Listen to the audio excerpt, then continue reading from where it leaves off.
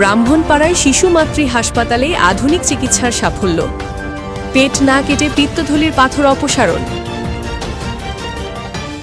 ঢাকায় বা বড় কোনো শহরের হাসপাতালেই নয়, কুমিল্লার ব্রাহ্মণপাড়ার শিশু মাতৃ হাসপাতালেই সম্পন্ন হয়েছে ল্যাপারোস্কোপিক বা পেট না কেটে অস্ত্রোপচারে পিত্তথলির পাথর অপসারণ।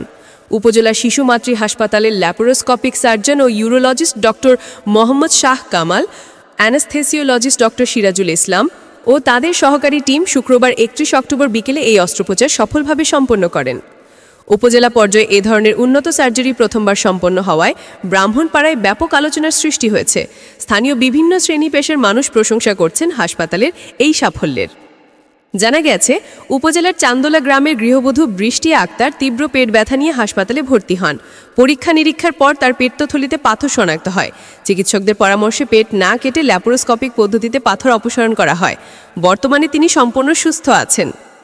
অপারেশনের পর বৃষ্টি আক্তারের স্বামী রুহুল আমিন বলেন, আমরা ভেবেছিলাম এমন জটিল অপারেশনের জন্য ঢাকায় যেতে হবে, কিন্তু ব্রাহ্মণপাড়ায় অল্প খরচে পেট না কেটে এই চিকিৎসা পেয়ে আমরা সত্যিই কৃতজ্ঞ।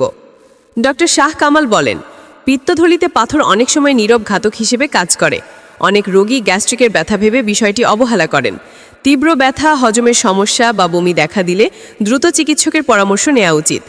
বর্তমানে ল্যাপারোস্কোপিক সার্জারি পিত্তথলির পাথরের সবচেয়ে নিরাপদ ও আধুনিক চিকিৎসা পদ্ধতি।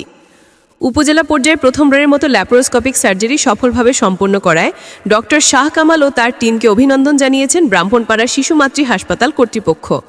স্থানীয়ভাবে এমন উন্নত সার্জারি সম্পন্ন হওয়ায় উপজেলা জুড়ে চিকিৎসা খাতে নতুন সম্ভাবনার দ্বার খুলেছে বলে মনে করছেন সাধারণ মানুষ।